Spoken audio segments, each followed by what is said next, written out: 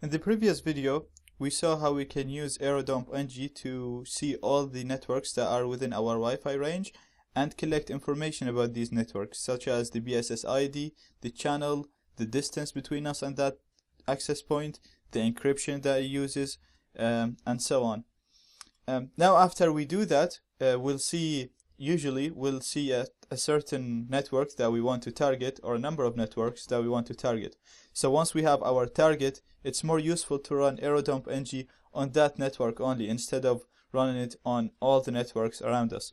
So in this video, we'll see how we can do that. So I have my output here from just running Airodump NG mon0 on all networks around me, and I'm going to target this network.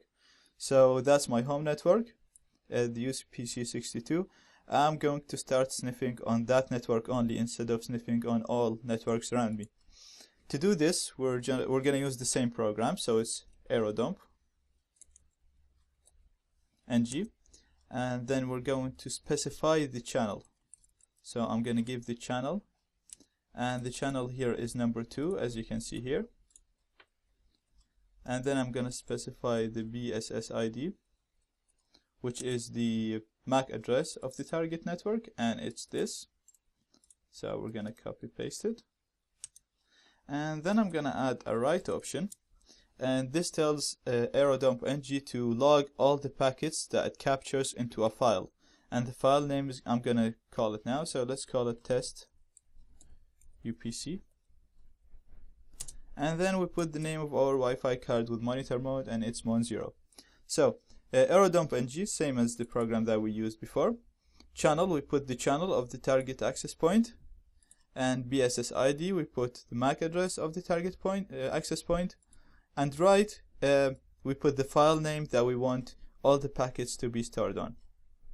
And then we have mon0, the name of our Wi-Fi card with monitor mode.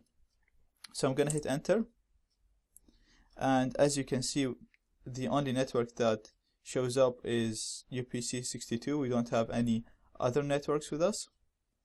And we can now have a look on this section. In the previous video, we had too many networks here, so we only had one section in Airodump NG. This section was missing here, the second section.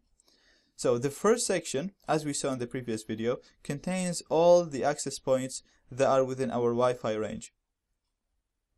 This section here. Now the second section contains all the clients that are associated with the access points here. So in here, this is not a network, this is a client, and it's connected to this network. We know that because we see the BSS ID here.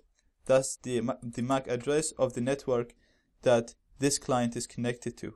So the MAC address here is the same as the MAC address here, so that means this client is connected to this network. Now the station is the MAC address of the client, so this is the MAC address of the device that is connected to the network. Power is the distance between us and this device. Rate is the maximum speed that this device is running on. Lost is the number of packets that we lost, we couldn't capture from the target device.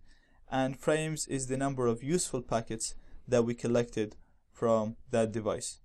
We'll talk more about frames and data, as I said, when we start talking about web cracking.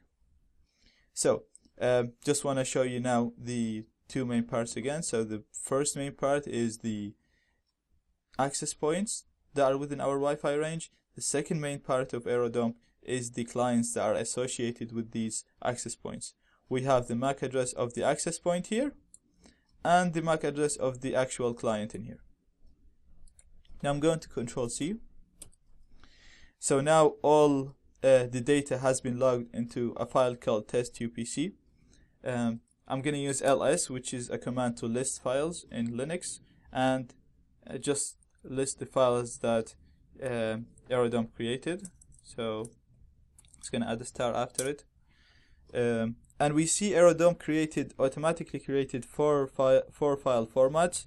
So in our command, we only specified the file name as test UPC. You can see that Airodump automatically added a 01 to the file name. It adds this just in case there is another file that has the same name. And then we have 4 different file formats: the cap, CSV, Kismet, and Kismet XML. Let's go have a look on the files here in my home directory.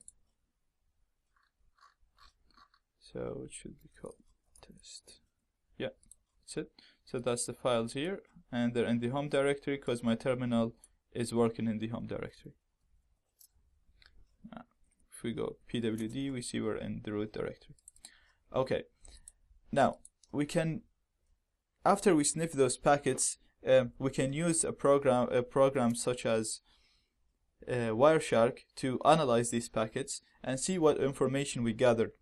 The problem is, in this specific network, it's using WPA encryption, so all the packets are encrypted, and we won't be able to decrypt them unless we have the key. So we're going to talk about how we crack the key in section 2 of this course.